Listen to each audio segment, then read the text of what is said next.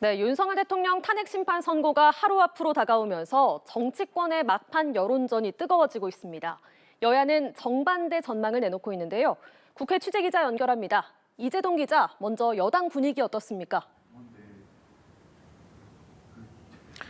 네, 여당은 헌법재판소의 올바른 판결을 촉구하며 야당을 향해선 탄핵이 기각각하되더라도 승복하겠다는 선언을 하라고 요구했습니다. 권영세 비상대책위원장은 오전 지도부 회의에서 국민의힘은 결정에 승복할 것이라며 이같이 강조했는데요.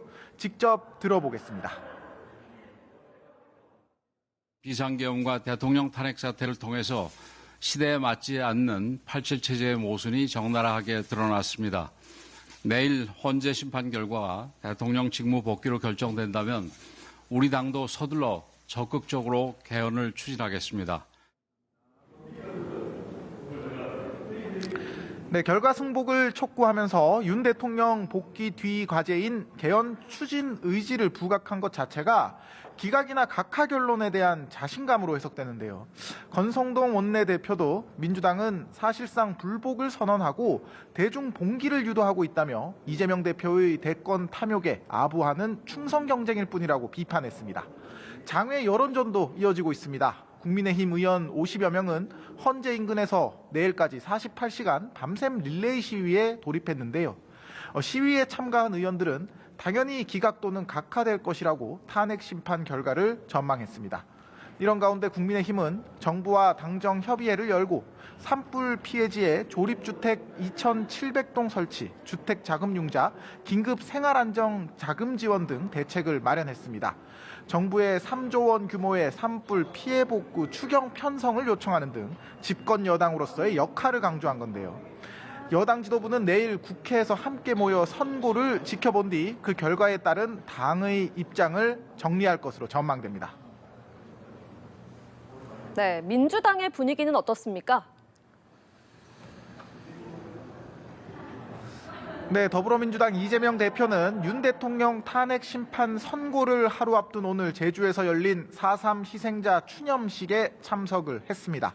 이 자리에서 이 대표는 국가폭력은 어떤 경우에도 용서될 수 없다며 12.3 비상계엄 사태를 비판했습니다. 윤 대통령 탄핵 사유로 적시된 비상계엄의 위법성을 제주 4.3 사건에 빗대 인용을 촉구한 것으로 풀이되는데요. 역시 직접 들어보겠습니다.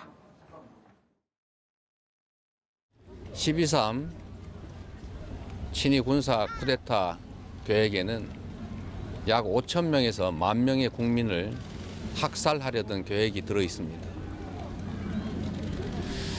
자신의 안위를 위해서 그 하잘것없는 명예와 권력을 위해서 수천 개의 1만 개의 우주를 말살하려 했습니다.